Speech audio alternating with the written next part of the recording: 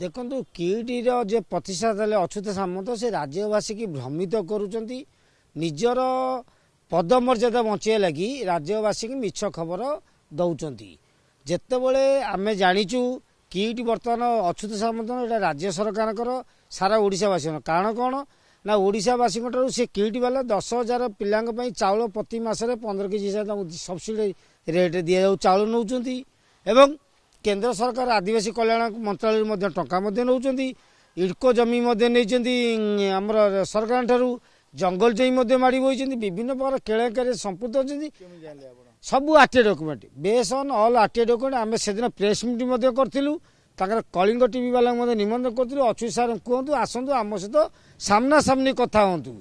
ତମେ ରାଜ୍ୟ ସରକାର ଟଙ୍କାରେ ସଂସ୍ଥା ଚଳେଇବ କହିବ ମୁଁ ଗୋଟେ ହେଉଛି ଇଣ୍ଟରନ୍ୟାସନାଲି ସବୁଠାରୁ ବଡ଼ ସୋସିଆଲ ୱାର୍କର କିଏ ଆସେପ୍ଟ କରୁ ଆମେ ଜାଣିନୁ। ଏଇଟା ବିଜେଡି ଗଭର୍ଣ୍ଣମେଣ୍ଟ ନାହିଁ।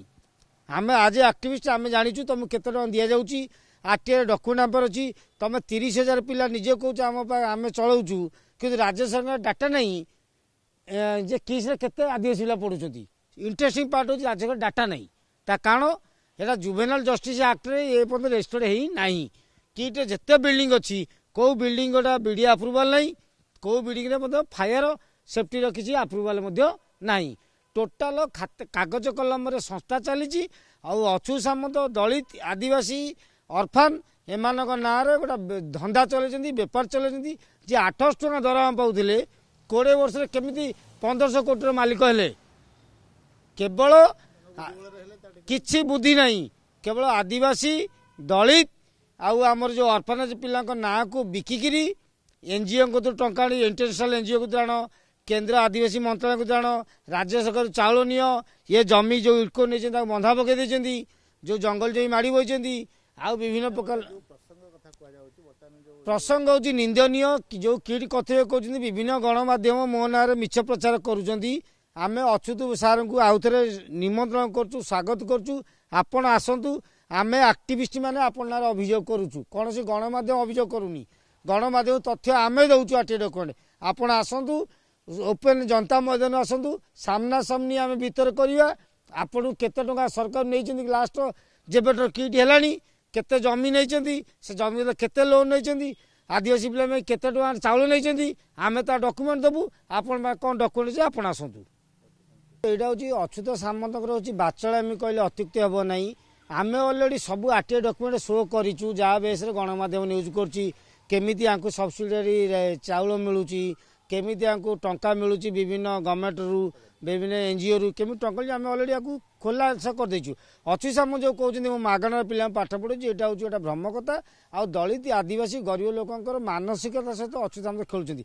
ଅଚ୍ୟୁତ ସାମନ୍ତ ଯଦି ଦମ୍ ଥାନ୍ତା ଯେଉଁ ଡକ୍ୟୁମେଣ୍ଟ ଆମେ ଦେଇଛୁ ସେ ଡକ୍ୟୁମେଣ୍ଟ ଉପରେ ସେ ନିଜେ ପ୍ରେସ୍ ମିଟ୍ କରନ୍ତୁ ଯେ ଆର୍ଟିଆଇ ବାଲା ଯେଉଁ ଡକ୍ୟୁମେଣ୍ଟ ଦେଉଛନ୍ତି ଏ ଡକ୍ୟୁମେଣ୍ଟ ଭୁଲ ବୋଲି କିନ୍ତୁ କଲେ ନାହିଁ। ବିଭିନ୍ନ ସୋ କଲ୍ଡ ବୁଦ୍ଧିଜୀବୀ ଟଙ୍କା ଦେଇ ପଇସା ଦେଇ ସବୁ ଜିଲ୍ଲାରୁ ବୁଦ୍ଧିଜୀବୀ ଯେଉଁମାନେ ଖାତା କରିବା ନାହିଁ ଯେଉଁମାନେ ଜିଲ୍ଲାରେ ପଦେ କହନ୍ତିନି ବୁଦ୍ଧିଜୀବୀ ସେଇମାନେ ଧରିକି ନାଟକ କରୁଛନ୍ତି। It's one type of drama. ଯଦି ଅଚ୍ୟୁତ ବାବୁଙ୍କୁ ଆମେ ବି ଆଉ ଥରେ ଚାହିଁବେ ତାକୁ ରେଷ୍ଟ୍ରିକ୍ଟ ପରସେଣ୍ଟ ମଧ୍ୟ ସବୁ ଡକ୍ୟୁମେଣ୍ଟ ଆମେ ପଠାଇବୁ। କେତେ ଚାଉଳ ଆମ ସରକାର ଦେଉଛନ୍ତି କେତେ ଟଙ୍କା ରାଜ୍ୟ କେନ୍ଦ୍ର ସରକାର ନେଇଛ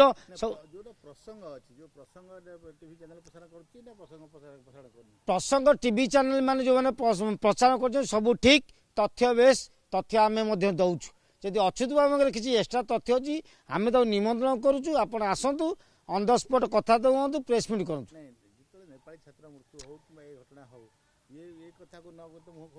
ଏ କଥା ଉପରେ ସେ କିଛି କହିପାରିବେ ନାହିଁ କାରଣ ଯେହେତୁ 800 ଟଙ୍କାରୁ 1500 କୋଟି ଟଙ୍କାର ମାଲିକ ବିଭିନ୍ନ ପ୍ରକାର ଲୋକ ଟଙ୍କା ପଠାଇ ପଇସା ଦେଇ ବିଭିନ୍ନ ପ୍ରକାର ଲୋକ ବିଭିନ୍ନ ପ୍ରକାର ତାଙ୍କୁ ସନ୍ତୁଷ୍ଟ କରୁଛନ୍ତି। ତେଣୁ ମୁଖ୍ୟ ପ୍ରଶ୍ନ ଆସୁନାହାନ୍ତି ନେପାଳୀ ଛାତ୍ରୀ ଘଟଣା ଆମେ ଦୁଃଖ ପ୍ରକାଶ କରୁଛୁ। ଆରେ କ'ଣ ଦୁଃଖ ପ୍ରକାଶ କରୁଛ କ'ଣ ତଦନ୍ତ ହେଲା କାହିଁକି ସେ ଛାତ୍ରୀ ଆତ୍ମହତ୍ୟା କଲା କି ତମ ରେଜଲ୍ଟ ଅଛି କି ନାହିଁ। ଆମେ ଯେଉଁ ଅଭିଯୋଗ କରୁଛୁ ଯେ ଅଚ୍ୟୁତ ସାମନ୍ତଙ୍କର କିଇଟି ଅନୁଷ୍ଠାନ ରାଜ୍ୟବାସୀଙ୍କର ତା ବାଦରେ ଅଚ୍ୟୁତ ସାମନ୍ତ ପଦେ କହିଲେଣି କି କହୁନାହାନ୍ତି।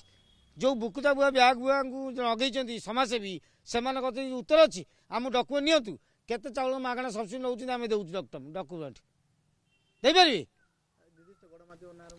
এইটা হচ্ছে একটা বাচ্চালামি করছেন যেহেতু জাঁলেনি কলাধনের 1500 কোটি টাকার মালিক হয়ে যাচ্ছেন তেমন নির্দিষ্ট গোটা আগ্রেসিভলি জনক নাঁরে কৌন যদি সে গণমাধ্যম কিছু ভুল তাহলে কোর্টে কেস কলে কি দম অছে এফআইআর দেলে কি ଦେଇପାରିବେ ନାହିଁ।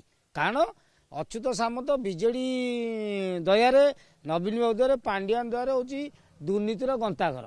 ଯାହାର ସନ୍ଦେହ ହେଉଛି ଯେଉଁ ବୁଦ୍ଧିଜୀବୀ ହୁଅନ୍ତୁ ସୋକଲ୍ଡ ବୁଦ୍ଧିଜୀବୀ ଯାହାର ସନ୍ଦେହ ହେଉଛି ଦୟାକରି ମୋତେ ଯୋଗାଯୋଗ କରନ୍ତୁ ସବୁ ତଥ୍ୟ ଆମେ ଦେଇଦେବୁ।